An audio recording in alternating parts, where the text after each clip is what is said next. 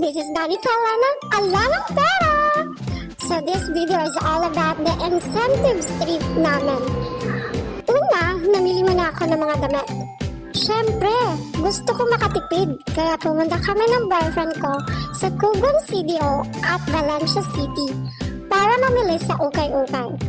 Pagkatapos, bumili ako ng maleta. Sale din naman. Ha! Tipid nga lang tayo eh. Day 1. Ito yung mga photos namin papuntang Manila. Excited ako, third! Kasi first time ko makasakay ng aeroplano. At ang ganda ng sunrise. Nagstay muna kami sa lobby sa Makati City. Nakita muna kami ng auntie ko. Pupunta sana kami sa mga malls nito. Kaso sarado. Kasi si Mana Santa. So nag-picture-picture na lang kami.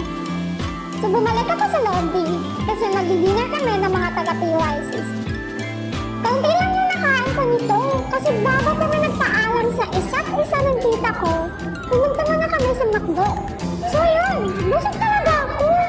Ang ingay namin, di ba? After kumain, sumama kami sa boss namin.